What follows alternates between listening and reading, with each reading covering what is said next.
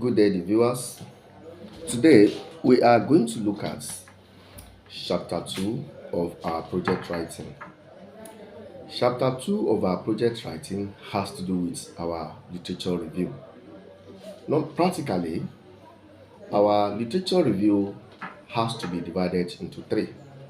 One, we have conceptual review, we have theoretical review, and we have empirical review.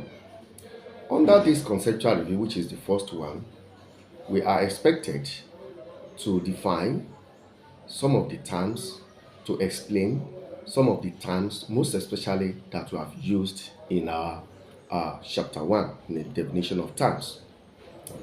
In our definition of terms, there are a lot of concepts there that needs to be explained properly.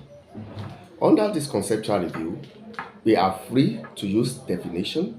We can decide to use information on our textbooks, internet, and other sources.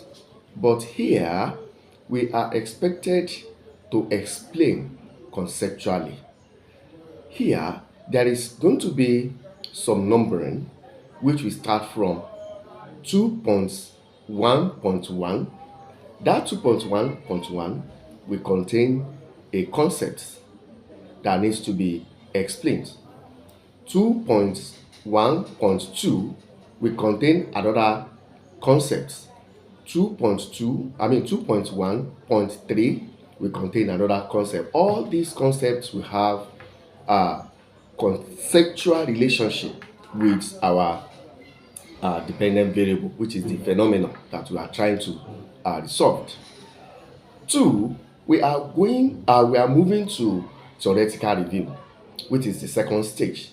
Under this theoretical review, there is need for us to use theories that our investigation and research will rely on, that will anchored, our studies needs to be anchored on one theory.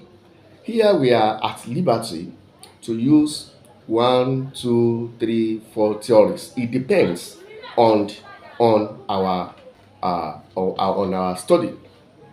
For example, if a PhD student is carrying out an investigation or is writing his or her thesis, he can use 2, 3, 4 theories to back his dissertation. Also, after this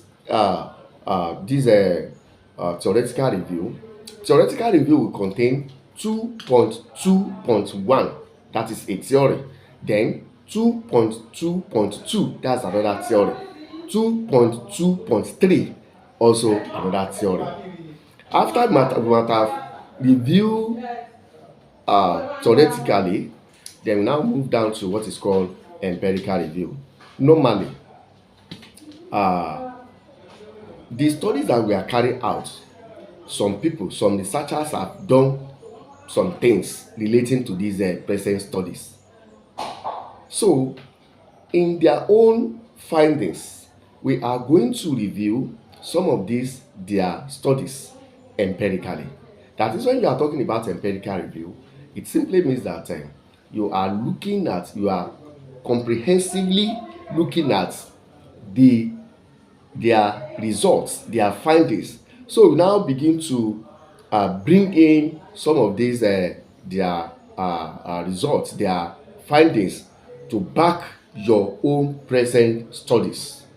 That is under this we have 2.3.1, 2.3.2, 2.3.4 details. So now, under this empirical review, we now begin to link your independent variable with your dependent variable. That is, we are looking at the relationship between your independent variable and your dependent variable. After you might have done this, we now move to what is called summary of literature. After summary of literature, you are going to do the summary of the conceptual review, theoretical review, and empirical review. Finally, we now move to what is called conceptual framework. This conceptual framework is just a diagram. It's a diagram that we now link your independent variable. Under this diagram, you itemize your independent variables. Then there is going to be an arrow that will now direct your independent variables to your dependent variable. That is, that it shows the relationship, that you are directing the arrow that will now reveal the relationship between your independent variables and dependent variables. Under this, you may even have your intervening variables there that will show. That is it. um Ladies and gentlemen, I want to call this lecture a day. Thank you very much for listening. Thanks.